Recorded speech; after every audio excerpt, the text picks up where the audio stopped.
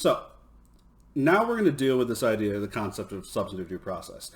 We've kind of been implicitly already doing that, but I wanted to establish those sorts of cases before we fully launch into this concept of substantive due process. So we know that due process arises from the Fifth and 14th Amendment, and therefore applies to the states or the federal government and the states respectively.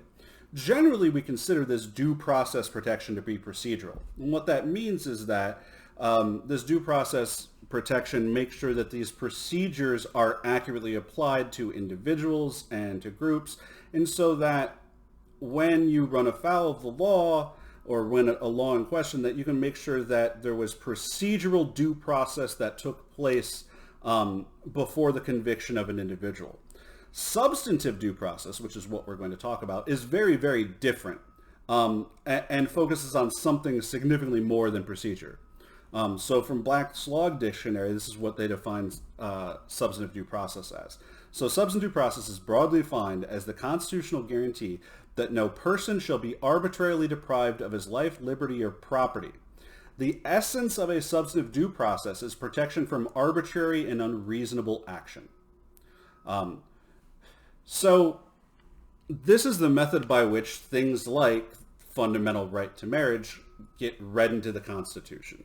This substantive due process is the actual functional mechanism which the court uses. Is they say, all right, every individual has a guarantee of life, liberty, and property, and if you're arbitrarily being denied a fundamental right, a fundamental liberty, then substantive due process is the protection against that. So if you're arbitrarily being denied a fundamental right to marriage, substantive due process is the way that is protected. So there is substantive protection over certain areas. So privacy is an example, marriage, other examples. But it's this fundamental nation. And this, it's not as though the court largely in the 1920s developed this themselves. This goes back really to the founding of the country, and we see this take place in one of the earliest cases that the court considers in Calder v. Bull.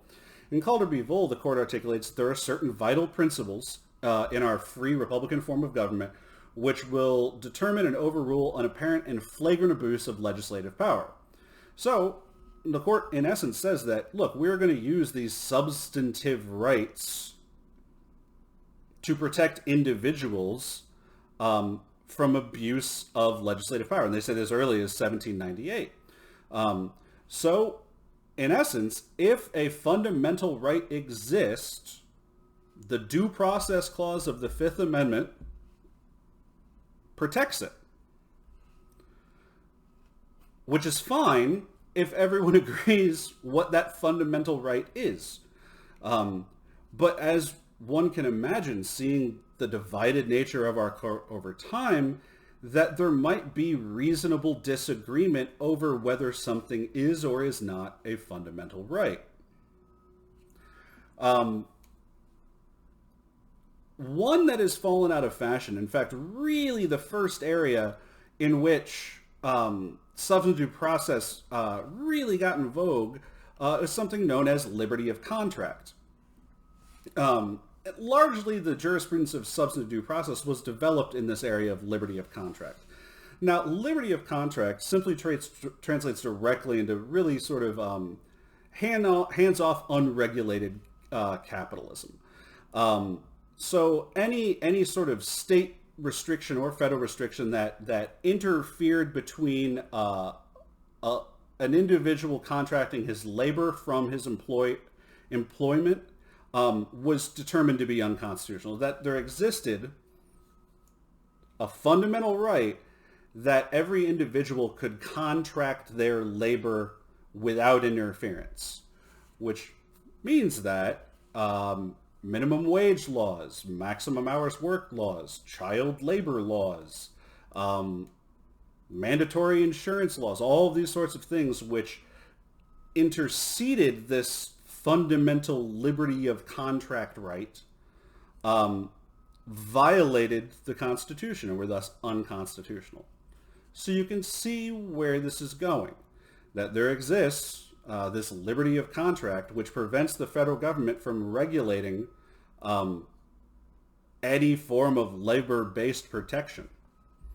You can see why that was ultimately unpopular. So let's talk about Lochner v. New York, and this is where we'll end off for the day. So the issue in Lochner was that the state of New York passed a law that limited bakers to 60 hours a week or 10 hours per day. The law was designed to protect workers from industrial conditions which threaten their health and safety, which is a classic power that states can employ. States have the ability to regulate with regard to health, safety, and welfare. So the owner of a bakery, Lochner, required that his bakers work more than the maximum hours that were allowed in New York, and thus it was a criminal violation. Well, the Supreme Court in this case holds that the law in question, the law in New York, is unconstitutional because the law interfered with the individual baker's right to enter into any contract that he wished. The New York law limited his ability to contract, as he could not contract to work more than the max even if he wanted to do so. And thus, it violated his freedom of contract. It violated a liberty notion. And this freedom of contract was seen as a fundamental right.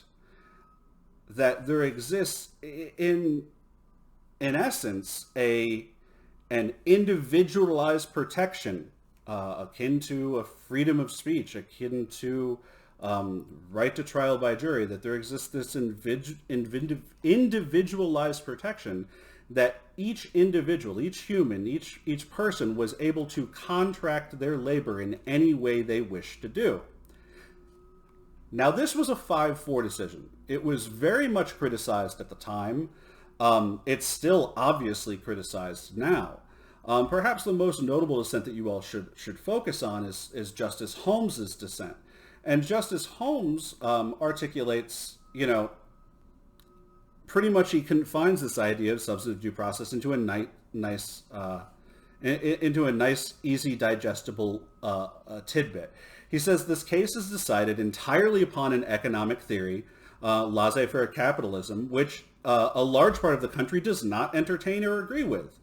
But the Constitution is not intended to embody any particular economic theory, whether it be of paternalism or of laissez-faire.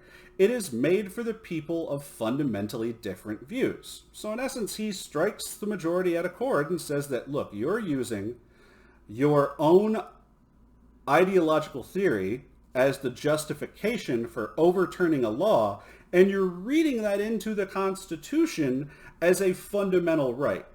The Constitution does not exist to do that.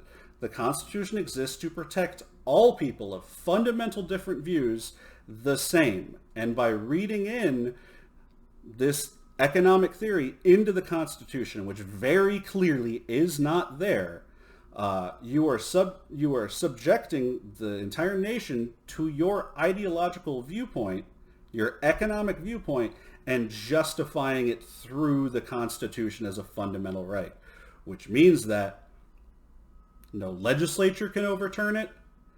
The current court can't overturn it. In fact, you can only overturn it by a constitutional amendment, which is not going to happen, or by turnover on this court.